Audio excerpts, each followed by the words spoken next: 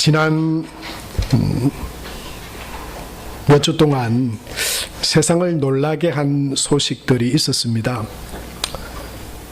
말기 암 환자가 약을 먹고 완치되었다라고 하는 소식이죠.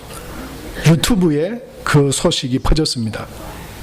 미국의 조 티펜스라고 하는 60대 남성이 소세포암이라고 하는 암을 앓고 있다가 그 암이 간, 췌장, 몸의 모든 장기들에 다 퍼져버렸습니다.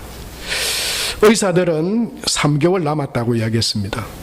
그러면서 1년 정도 임상 실험에 참여할 것을 권했습니다.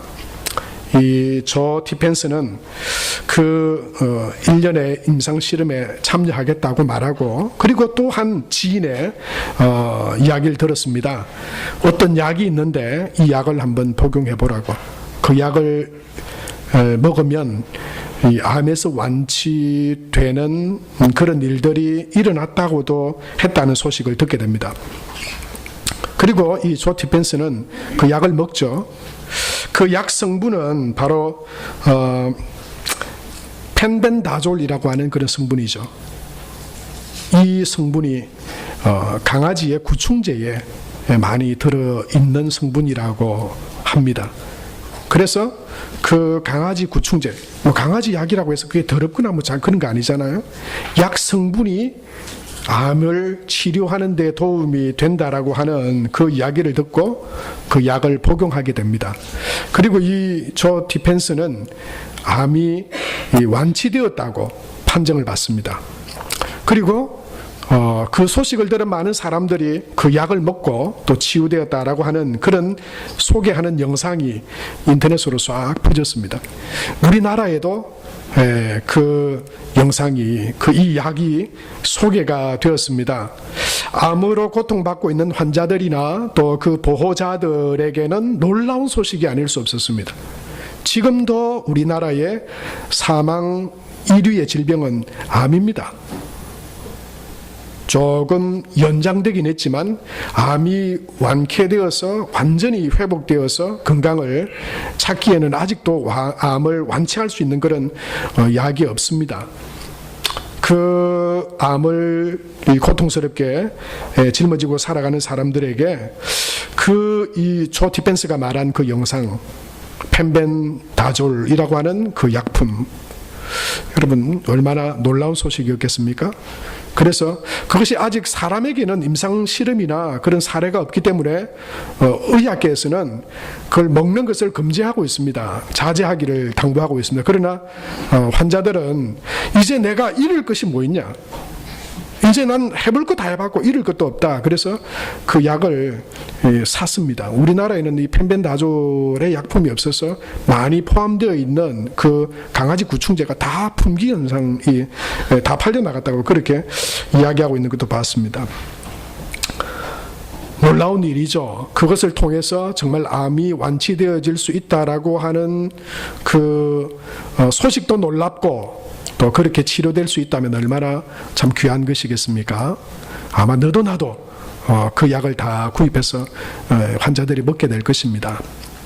그런데 오늘 우리가 성경에서 보면 여러분, 그것 먹고 나았다라고 하는 심히 놀라운 일들보다 더 놀라운 일이 사실은 성경에 기록되어져 있습니다. 그건 뭐냐면 태어나면서 한 번도 걸어본 적이 없는 40여 세가 된 한 남성이 베드로가 말한 그 말과 또 그 능력으로 순식간에 벌떡 일어나게 되었어. 뛰고 걸으며 찬양하게 되었다. 이 이야기를, 이 말씀을 오늘 성경이 우리에게 말하고 있기 때문입니다. 베드로는 성전으로 기도하기 위하여서 요한과 함께 성전으로 가고 있었습니다. 그런데 사람들이 구걸하여 그 생계를 유지하도록 사람들이 그 성전 미문에 둔 그 사람, 베드로의 말을 듣고 그가 완치된 거죠. 태어나면서부터 걸어본 적이 없는 사람입니다. 그런데 그가 벌떡 일어나 걷기도 하고 뛰기도 했다. 여러분, 성경이 거짓이 아니라면 성경이 하나님께서 그 일을 베드로와 요한을 통해서 그 시대에 하셨다면 지금도 하나님은 살아계시고 우리로 놀라게 하고 놀랄 일들을 하나님은 지금도 일으키실 수 있고 일으키고 계시는 줄로 믿습니다. 그렇다면 여러분, 문제는 이것 아닙니까? 어떻게 하면 그렇게 놀랍고 놀라운 일을 내가 경험하면서 살아갈 수 있느냐라고 하는 것이죠. 나와 상관없는 그런 일이 아니라 어떻게 하면 나도 내 삶에 놀라운 하나님의 은혜와 능력들을 경험하며 살아갈 수 있는가라고 하는 것이죠. 그 비결은 뭘까요? 오늘 이 말씀에 정말 그 놀라운 일이 일어나게 된 원인이 무엇인지를 말씀해 주고 있습니다. 그 첫 번째는 기도입니다. 1절 말씀에 보면 제9시 기도 시간에 아직 기도하고 있지 않아요. 그러나 지금 그들이 무엇하러 성전으로 가고 있나 하면 기도 시간에 기도하기 위하여 가고 있습니다. 베드로와 사도들과 120명의 성도들은 이미 마가의 다락방에서 기도하면서 성령의 충만하심을 받았습니다. 기도의 능력을 체험했습니다.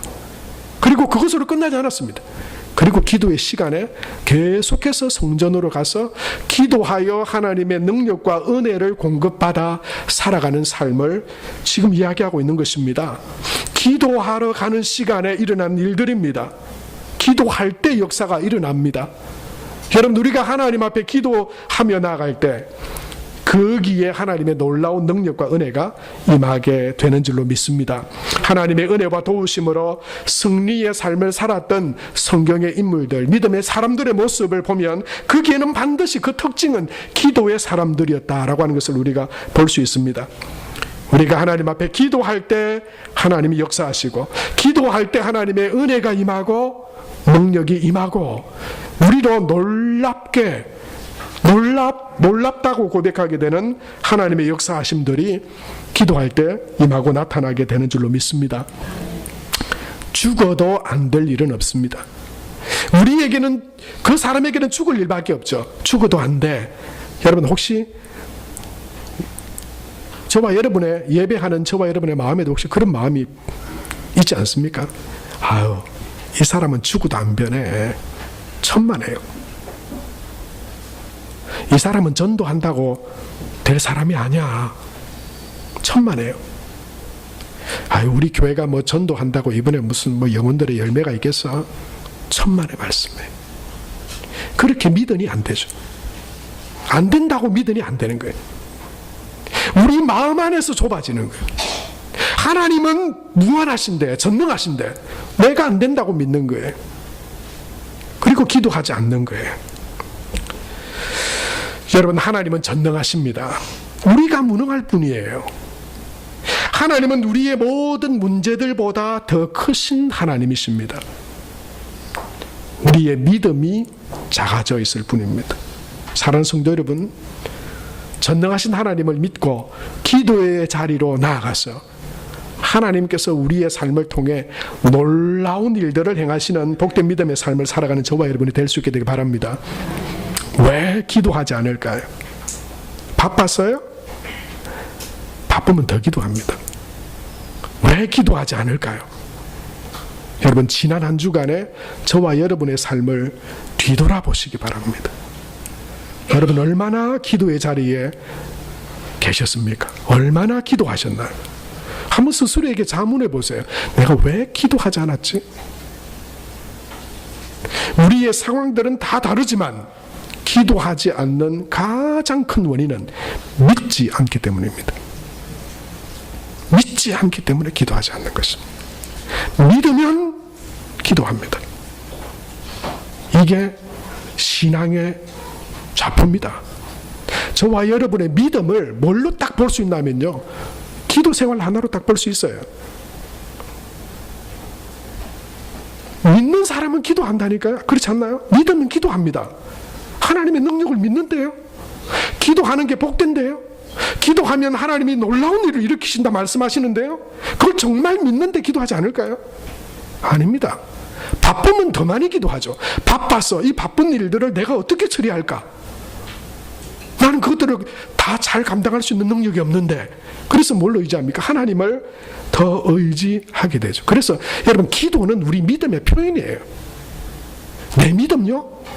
내가 내 어려운 문제들 때문에 막 좌절하고 절망하면서도 기도하지 않을 수 있어요. 그 왜 그런가요? 그 문제와 하나님이 상관없다고 여기는, 하나님이 그 일에 역사하리라고 기대하거나 믿지 않기 때문입니다. 그러나 믿으면 기도합니다. 내 모든 작고 사소한 일에서부터 크고 대단한 일까지 하나님이 살아계시고 역사하신다고 믿을 때 우리는 기도의 자리로 나아갈 수 있습니다.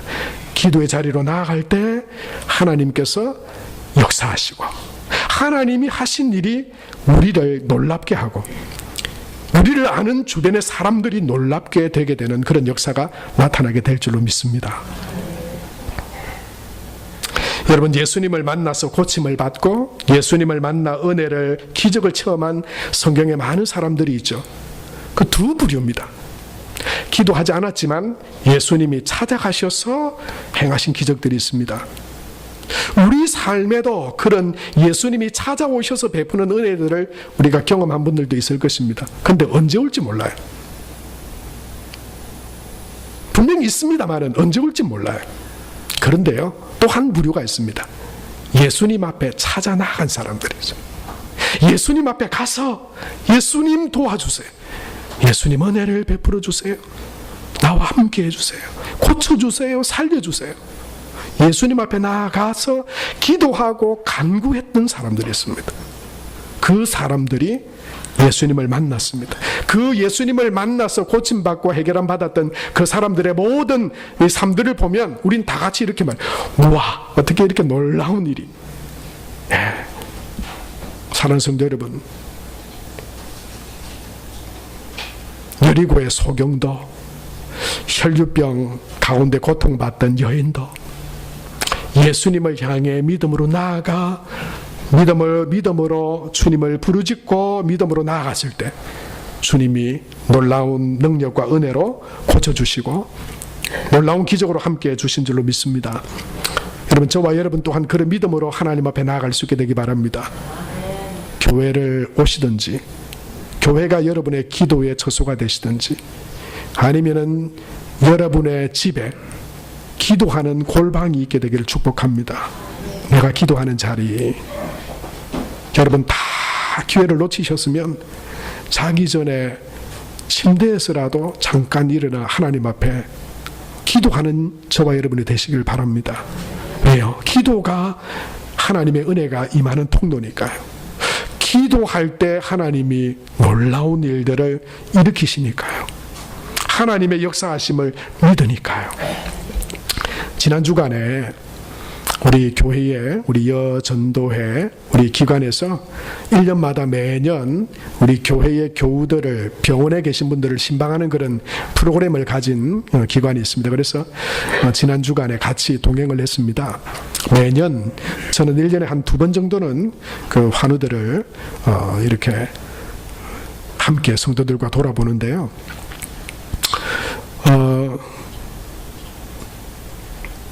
한 분께 갔더니 너무너무 반가워하시더라고요. 목사님 또 오셨네요. 또 왔습니다. 반갑습니다. 잘 계시죠? 그러면서 우리 성도들과 함께 교제하고요. 저는 사실은 그분이 우리 교회에서 예배하는 모습을 한 번도 보지는 못했습니다. 그 전에 병원에 가서 입원을 하고 계셨으니까요.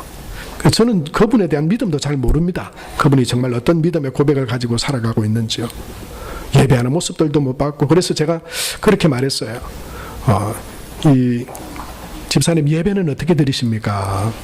그러니까 예배 나 못 드려요. 예배 안 드려요. 그러시더라고요. 이 병원에 그 예배하는 시간 없습니까? 그러니까 잘 모르시더라고요. 그리고 저 예배할 시간 없습니까? 그러니까 나는 그냥 내성적이고 사람들을 만나는 게 난 싫어서 난 그냥 늘 이 병상에 그냥 이 침대에 있어요. 그 예배가 있는지 없는지도 모르시더라고요. 그래 나오다가 물어보니까 그 병실은 사실은, 그 병원은 예배도 안 드리는 그런 병원이더라고요. 예배가 없어요. 제가 그 말씀을 듣고 한 말씀 더 드렸어요.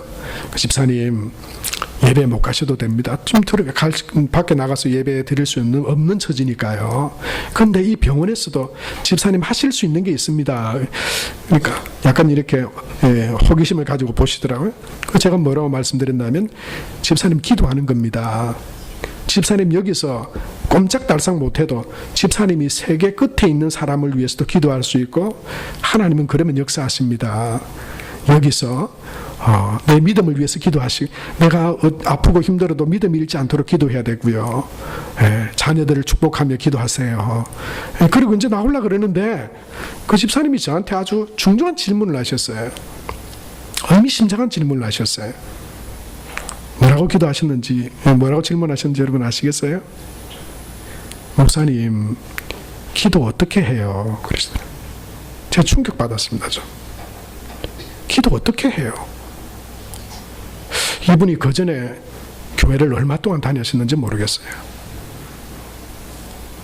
그냥 목사가 오는 것을 즐거워하시더라고요. 성도들이 와서 오는 것을 즐거워하세요. 목사 만나는 게 그냥 좋고 그냥 옛날에 교회 다녔던 성도들을 만나는 게 기쁘긴 한 것 같아요. 그런데 이분이 정말 예수님을 만나고 하나님이 살아계신 것을 알고 지금 기도하는 게 어떻게 하는지도 모른다면 이분이 정말 지금까지 신앙생활 하면서 하나님 앞에 진실된 기도를 한 번이라도 드렸을까? 이런 마음이 순간 제 속에 들었어요. 그리고 제가 자세하게 쉽게 이렇게 소개를 드렸습니다. 하나님 안녕하세요. 하나님께 먼저 인사하는 게 중요합니다. 하나님 안녕하세요. 하나님, 그 다음에는 내 힘든 것이나 내 소원을 말하는 거예요. 하나님, 제가 너무 아프거나 힘들거나 제가 원하는 소원이 있거나 이런 걸 하나님께 말씀드리는 거예요. 하나님 도와주세요. 하나님의 도우심, 은혜가 필요합니다. 나를 위해서도 기도하고 자녀들의 필요를 위해서도 기도하고 또 교회를 위해서도 꼭 기도해 주세요. 그리고 마지막으로 예수님 이름으로 기도드립니다. 이렇게 말씀해 드렸어요. 여러분, 기도에 무슨 다른 왕도가 있을까요? 여러분, 오래 기도하는 기도가 능력 있는 기도입니까? 아니면 큰 소리로 말하는 기도가 능력 있는 기도입니까? 아닙니다. 믿음으로 하나님 앞에 드리는 기도면 다 귀하고 복된 기도죠. 그래서 여러분, 오늘 저와 여러분이 한 번 더 어떻게 기도할까? 기도하면 하나님이 놀랍게 역사하신다는데 어떻게 기도할까?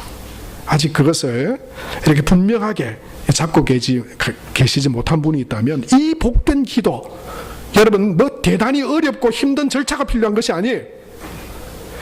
믿음으로 하나님이, 우리 이 화살표는 하나님을 향해서 지금 가고 있는 거예요. 하나님을 향해서 내 기도가 가고 있는 거예요. 그 첫 번째는 뭐냐면 인사하는 거예요. 저를 따라서 해보시겠습니까? 하나님 안녕하십니까? 하나님 안녕하세요. 하나님 기도해요. 그냥 허공에다 하는 이야기 아니에요. 하나님을 부르고 또 그 하나님께 우리의 믿음을 고백하고, 하나님 감사합니다. 하나님 안녕하세요. 이것보다 더 구체적으로 하나님을 인정하는 기도가 있을까요? 교회로 오면서 하나님의 교회만 계신 거 아니지만 하나님 안녕하세요. 저 오늘 예배 드리러 왔습니다. 여러분, 그것만큼 더 구체적이고 분명한 하나님과의 관계가 어디 있겠어요? 여러분, 오늘 그렇게 인사하시면서 교회 오신 분 계신가요? 정말 하나님이 그렇게 이 예배에 나를 보고 계시고 나를 만나 주시려고 하는 분이라고 하는 그런 마음으로 하나님께 인사하듯이, 하나님 안녕하세요. 저 왔습니다. 그동안 잘 지내게 해주셔서 감사합니다. 지켜주셔서 감사합니다. 오늘까지 저를 인도해 주셔서 감사합니다. 이게 기도의 시작이잖아요. 그 다음에 어떻게 합니까? 기도 본론으로 들어가야죠. 하나님 앞에 설 때 내 안에, 여러분 부끄럽고 또 내 안에 하나님이 보실 때, 너 이거 아니잖아. 너 왜 이렇게 살았냐? 믿지 않고 불신 가운데 있거나 죄 가운데 미워하고 원망하고, 여러분 우리가 하나님 앞에 쓰기에 부끄러운 것들, 하나님이 그 부끄럽다고 추하고 더럽다고 우리를 내치진 않으시지만, 여러분 우리가 하나님의 은혜 가운데 나가기 위해서는 그거 버려야 되잖아요. 그 버릴 걸 버리는 게 회개잖아요. 하나님 믿지 않고 살았던 내 모습을 용서해 주세요. 내 부끄러웠던 입술의 말과 더러운 행실들을 예수님 피로 씻어주세요. 여러분 회개하고 고백하며 나가는 거잖아요. 그리고 하나님 앞에 여러분 우리의 필요와 소원을 구하는 거잖아요. 하나님 도와주세요. 저를 따라해 보시겠습니까? 하나님 도와주세요. 여러분 이게 우리 기도잖아요. 하나님, 내 연약함을 아시는 하나님 도와주세요. 하나님의 은혜가 없이는 제가 살아갈 수 없습니다. 이길 수 없습니다. 승리할 수 없습니다. 여러분 나를 위해서 기도하고, 우리 가정을 위해서 기도하고, 우리 교회를 위해서 기도하고, 지금 혼란스럽고 어려운 이 나라를 위해서 하나님 도와주세요. 이거 기도잖아요. 여러분 우리가 기도는 믿음으로 하는 것이니까 마지막에는 우리가 이렇게 기도해야 되겠죠. 기도는 믿음으로 해야 되는 것이고, 기도할 때 하나님께서 이루실 것이라고 하는 것을 믿고 감사하는 거겠죠. 하나님 감사합니다. 믿음으로 하나님 앞에 믿고 기도한 것들을 하나님께서 이루어 주실 줄 믿습니다. 하나님께서 선하고 좋은 것으로 복된 것으로 채워주실 줄 믿습니다. 하나님 감사드리며 예수님의 이름으로 기도합니다. 사랑하는 성도 여러분, 기도의 자리에 나아가는 저와 여러분이 되시기를 축복합니다. 믿음으로 기도할 때 하나님께서 은혜를 베풀어 주실 줄 믿습니다. 기도가 저와 여러분의 호흡이 되기를 축복합니다. 기도를 생명처럼 여기시기를 바랍니다. 앉으나 서나 내가 의지하고 바랄 뿐 전능하신 하나님 믿고 의지하며 기도하며 나아갈 때 하나님께서 놀라운 일들을 일으키시고 또 우리 가운데 그 은혜를 베풀어 주실 줄로 믿습니다. 여러분 이 좋은 계절 가을에 여러분은 뭐 하시렵니까? 가을에는 뭐 할까요? 김현성 시인의 그 시처럼 가을에는 뭐 하게 하소서? 기도하게 하소서. 할렐루야! 가을에는 기도하게 하소서. 여러분 무엇이든지 간에, 여러분의 절망이 무엇이든지 간에, 여러분 안에 있는 아픔이 무엇이든지 간에 여러분 다른 곳에서 해결은 받을 수 없습니다. 예수님 그 이름 의지하여 믿음으로 나아갈 때 저와 여러분의 삶에 놀라운 일들이 일어나게 될 줄로 믿습니다. 또한 우리를 보는 사람들이 놀랍게 여기게 될 줄로 믿습니다. 아니 어떻게 그런 일이 일어났냐. 여러분 두 번째로 심히 놀라고 놀라니라의 두 번째 비결은 예수님의 이름입니다. 예수님의 이름. 오늘 6절 말씀해 보면 이렇게 말씀하고 있죠. 우리 같이 한번 읽겠습니다. 시작. 베드로가 이르되 금과 내게 없거니와 내게 있는 이것을 내게 주노니 나사렛 예수 그리스도의 이름으로 일어나 걸으라 하고. 여러분 여기에 그 사람이 일어나게 된 비결이 뭡니까? 베드로가 기도하러 가는 중에 만난 그 사람에게 은과 금은 내게 없지만 그것으로 치료해보고 약도 줘보고 금과 은으로 그 사람을 일으켜 보려고 노력할 수도 있지만 그건 난 없다는 거예요. 그러나 내게 있는 것은 이것이니 나사렛 예수 그리스도의 이름. 이 사람이 회복되어졌어요. 그리고 이 놀랍게 여기는 사람들이 이렇게 물었어요. 아니 어떻게 이런 일이 일어났냐? 그렇게 물으니까 베드로가 16절에 뭐라고 그랬냐면요, 이 사람이 성하게 된 것은 그 이름이 너희 보고 아는 이 사람을 성하게 했다. 그 이름이 무슨 이름입니까? 누구의 이름입니까? 예수 그리스도의 이름. 여러분 근데 베드로가 예수님의 이름을, 그 이름이 능력 있음을 믿고 그 이름으로 말했다고 하는 거죠. 예, 그래서 예수님의 이름이 능력이 있습니다. 예수님의 이름이 놀랍습니다. 얼마 전 영국의 BBC 이 방송에서 어떤 사건이 보도가 됐는데요. 그 어떤 사건이 나면 아랍에미레이트의 출신의 어떤 여성, 이 여성은 어떤 여성이냐면 27년 동안 혼수 상태에 있어요. 깨어나지 못한 채 말도 못하고 아무것도 못하는 27년 동안 이 혼수 상태에 빠진 한 여인이 말하게 되었다.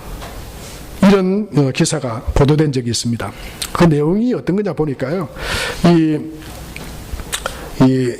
압둘라라고 하는 이 여인이 4살 된 아들, 이 4살 된 아들이 거기 내용에는 기사에는 학교라 그랬어요. 뭐 4살 된 아이가 다니는 학교가 있었나 보죠. 지금으로 보면 우리 유치원 같은 그런 아이를 픽업을 해서 데리고 오다가 승용차 뒷좌석에 앉아 있었는데 갑자기 버스가 와서 그 승용차를 받아버린 겁니다. 이 엄마가 그 사고가 나는 그 순간에 이 큰 사고라고 하는 걸 직감하고는 이 아들을 막 감싸고는 이 엄마가 차에 막 부딪혀버린 거예요. 아이는 다행히 멍이 드는 정도의 타박상밖에 입진 않았는데 이 압둘라라고 하는 여인은 그 시간부터 혼수상태 받아버렸어요. 치료하기를 회복될 것이라고 믿고 계속해서 이렇게 병원에서 치료를 받았지만 27년 동안 깨어나지 않았어. 얼마나 그동안에 100번도 1000번도 단념하지 않았을까요? 가망 없다. 이제 안 된다. 다시 이 말을 하고 회복되기리라고 하는 걸 아마 상상하지 못했어요. 그런데 치료는 포기하지 않았어요. 그런데요, 어느 날 이 아들이 그 엄마 때문에 살아난 아들이 그 병실에서 이렇게 엄마를 보고 있다가 잠이 들었는데 어떤 소리에 잠에서 깨어나게 됐대요. 무슨 소리였냐면 엄마가 그 병상에서 말을 하는 거예요. 그 말소리에 깨어나게 된 거예요. 놀라운 일이 일어난 거죠. 27년 동안 말하지 못하던 그 어머니가 말을 하는 거예요. 더 놀라운 건 그 27년 동안 말 못하다가 지금 계속해서 말하고 있는 그 말이 무엇을 말하고 있었냐면요. 뭘 말했을까요? 그 아들의 이름을 계속 부르더래요. 아들의 이름을. 오마르야, 오마르야. 27년 동안 그 사고의 순간들, 그 아들을 감싸 안고는 사고 당했던 아마 그 시간을 기억하고 있었던 것 같아요. 오마르야, 오마르야. 계속 부르더래요. 이 아들이 그 엄마의 입술을 통해서 자기를 부르는, 자기 이름을 부르는 이 순간을 아마 상상이라도 했을까요? 아마 그 아들에게는 그 엄마가 부르는 이름보다 더 감격스럽고 감동스러운 아마 시간이 없지 않았을까 생각이 되기도 했습니다. 그런데요, 그 감동과 놀라움으로 사실은 그 이름은 끝나버리는 이름이잖아요. 그 이름이 엄마의 입술을 통해서 불려진다고 하는 것이 참 놀라운 일이지만, 근데 그 이름은 그냥 없어져 버리는 이름이죠. 그 이름이 저와 여러분에게 무슨 특별한 의미가 있습니까? 제가 이 이야기를 하기 전에 오마르라고 하는 사람을 혹시 아셨나요? 그 이름을 대면 저와 여러분에게 어떤 삶의 유익이나 또는 기쁨이 좀 감동이 있을 수 있는 이 이야기가. 그런데요, 그 이름이 우리 삶에 그렇게 능력 있는 이름은 아니라고 하는 거예요.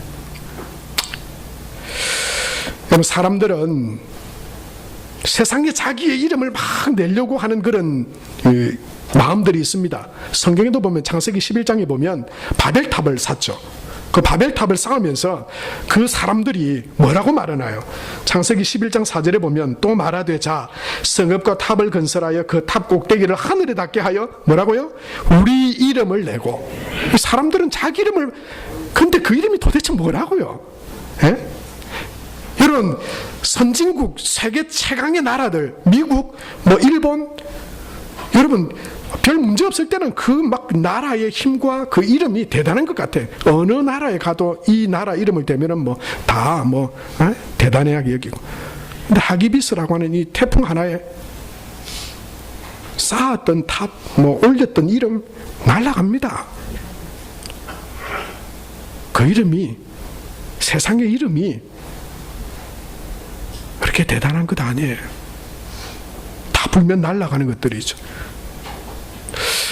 하나님은 세상에 이런 자기 이름, 큰 능력 있는 이름이 아닌데, 그 이름은 그렇게 큰 능력과 여러분 우리가 사모할 만한 이름이 아닌데 그 이름을 막 내세우려고 하는 사람들을 보면서 하나님이 어떻게 보시냐면요, 성경의 시편 2편 4절에 보면 이렇게 기록되어 있어요. 뭐라고요? 하늘에 계신 이가 웃으시며 주께서 그들을 비웃으시리로. 아이고, 가소로운 것들, 가소로운 것들, 어리석은 것들, 그 이름이 뭐라고? 한번 불면 다 날아갈 아무런 능력도 힘도 없는 그 이름 내려고, 일평생 그 이름 한번 내보려고 하면 아무것도 아닌 거죠. 그 이름은 우리에게 어떤 능력도 없습니다. 우리에게 주신 능력의 이름이 있죠. 진짜로 능력 있는 이름이 있습니다. 감동을 넘어서 여러분 생명과 구원과 기적을 우리 가운데 일으키시는 이름이 있습니다. 그 이름이 바로 예수 그리스도십니다.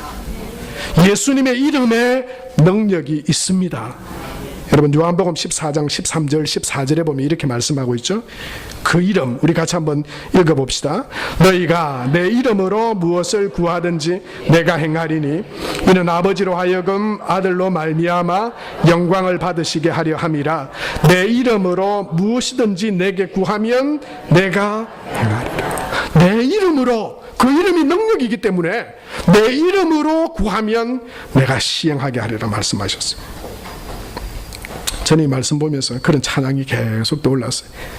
예수 가장 귀한 그 이름, 예수의 이름으로 나는 일어서리라. 사랑하는 성도 여러분, 예수님의 이름을 많이 부르시길 바랍니다. 오늘 성경을 정확히 보면요, 예수님의 이름으로 기도하라고 말씀하고 계시지만 예수님의 이름 자체가 능력이 있기 때문에 예수님의 이름으로 선포하고 명령하라고 말씀하고 계십니다. 예수님의 이름이 능력이기 때문에 예수님의 이름을 갖다 대면 어둠의 권세가 떠나가고 물러가게 된다고 하는 겁니다. 예수님의 이름으로 명령할 때 하나님의 놀라운 능력이 임한다라고 하는 것입니다. 여러분 오늘 말씀을 자세히 잘 보세요. 6절에 보면 그들이 지금 기도하고 있습니까? 선포하고 있습니까? 선포하고 있어요. 예수님의 이름으로 명한다 그렇게 말하고 있잖아요.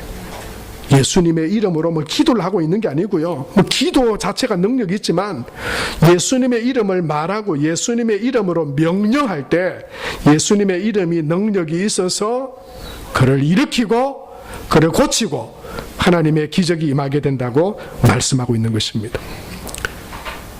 예수님을 아는 것이 아닙니다. 예수님을 아는 지식이 아닙니다. 예수님의 이름이 능력이 있어서 그 이름을 말하고 그 이름으로 선포할 때 하나님의 역사가 우리 삶 가운데 나타나게 될 줄로 믿습니다. 여러분 그래서 저와 여러분이 이렇게 한번 저를 따라서 명령하고 선포해 보시기 바랍니다. 예수님의 이름으로 질병은 떠나가라. 예수님의 이름으로 절망은 떠나가라. 여러분 우리에게 있는 아픔이나 고통이나 슬픔들은 명령해서 떠나가라고 해야 되죠. 뿐만 아니고 예수님의 이름으로 우리에게 열리게 되도록 우리가 기도하고 명령해야 합니다. 저를 따라서 해봅시다. 예수님의 이름으로 지혜의 문은 열릴지어다. 예수님의 이름으로 결혼과 직장의 문이 열릴지어다. 예수님의 이름으로 사업과 복음의 문이 열릴지어다. 여러분 믿음으로 선포하고 그 이름의 능력을 믿고 예수님의 이름을 부르는 저와 여러분이 되시기를 축복합니다. 거기에 놀라운 일이 일어난 것입니다. 그럴 법한 일이 일어나게 된 것도 아니고요. 우리가 이해할 만한 일이 일어난 것도 아니고요. 하나님이 행하신 놀라운 기적이 기도에 나타났고 예수님의 이름을 선포하고 명령할 때 하나님의 놀라운 역사가 나타난 줄로 믿습니다. 결론입니다. 저는 오늘 다시 이 말씀의 처음 부분으로 다시 돌아가기를 원합니다. 사실 이 놀라운 일이 일어나게 된 상황은 뭡니까?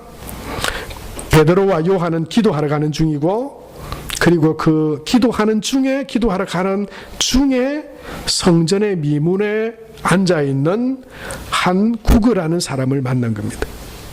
근데 여러분 그 구걸하는 사람은 어떻게 거기에 와 있게 되었습니까?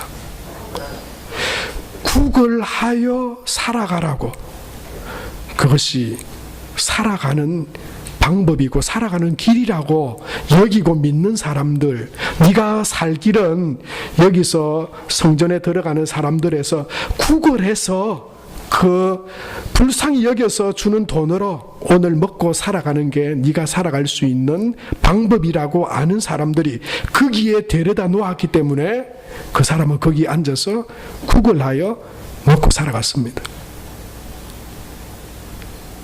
이게 중요한 거죠. 사람들이 보기에 이 사람이 먹고 살아가는 길은 구걸해서 그냥 먹고 살아갈 수 있는 방법밖에 없다 여겼기 때문에 거기에 앉아서 그는 베드로와 요한에게도 무엇을 얻어서 뭘 먹을 수 있고 살아갈 수 있을까 하여서 구걸하고 있었어요. 그래서 조금 더 살아갈 수는 있을 것입니다. 굶어서 죽지 않을 수도 있을 것입니다. 그러나 그것이 그를 영원히 살게 하는 방법은 아닙니다. 그 인생의 참된 답은 아닙니다. 구걸하다가 죽을 인생으로 그는 예수님을 만나지 못했다면 구걸하다가 죽을 인생밖에 살아가지 못했을 것입니다. 큰 기부자가 있어가지고 구걸하다가 조금 더 여유 있게 살아갈 수 있었을지는 모르겠어요. 그런데 또 다른 우리는 한 부류의 사람들을 만날 수 있습니다. 마태복음 9장에 보면 한 중풍병자가 있습니다. 이 중풍병자는 자기 스스로 움직일 수 없는 사람입니다. 이 안전뱅이와 태어나면서부터 그를 본 적이 없는 이 사람과 처지가 똑같죠. 사실은 이것은 우리 인간을 두고 하는 말이에요. 누가 데려다 주지 않으면 어디 먹고 입에 풀칠하고 살 수도 없어요. 구걸해서 너 먹고 살아라. 그래서 성전 미문에 앉아둔 사람이 있었고요. 이 중풍병자의 친구들은 예수님을 만나면 너 인생 변화될 수 있다. 예수님을 만나면 그냥 구걸해서 이 땅에서 얼마 정도 더 먹고 사는 문제가 아니고 너 그 질병에서 해결을 받을 수 있다. 그런 믿음을 가진 중풍병자의 친구들이 있었습니다. 그래서 친구들은 예수님이 계시다라고 하는 집에 이 친구를, 병든 친구를 데리고 가서 예수님을 만나면 그 인생이 변화되고 고침받고 회복될 수 있으리라고 하는 믿음을 가지고 침상째로 이 친구들을 데리고 갔습니다. 이 친구를 데리고 갔어요. 가보니 여러분 어떻게 됐습니까? 집이 사람은 꽉 차 있었어. 예수님이 계신 곳에 들어갈 수도 없었어요. 그런데 이 사람들은 포기하지 않았죠. 믿음을 가진 이 사람들은 지붕으로 올라가서 지붕을 뜯어냈습니다. 왜요? 예수님 만나면 그 누구도 행할 수 없었던 놀라운 일들을 예수님 만나면 행하실 수 있는 그 믿음으로 내렸어요. 예수님은 그 모습을 보셨습니다. 그리고 마태복음 9장 2절에 이렇게 말씀하고 계시죠. 마태복음 9장 2절 없나요? 마태복음 9장 2절에 이렇게 말씀하세요.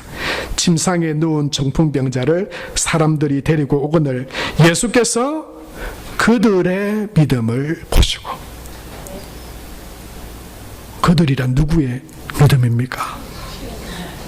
그 중풍병자가 구걸해서 먹고 살 정도로 너 인생은 살려면 구걸해. 그것도 어떻게 보면 귀한 일이에요. 살기를 도와주는 사람들이. 그런데요, 그건 구걸하다가 죽어요. 구걸하다가 죽습니다. 참된 인생의 답이 될 수 없잖아요. 그런데 정말 예수님 만나면 네 인생 자체가 변화될 수 있다라고 하는, 고침받고 회복될 수 있다라고 하는 그 믿음을 가진 그 친구들이 그 중풍병자를 예수님 앞에 데리고 갔을 때 예수님은 그 사람의 근본적인 질병을 치료해 주셨어요.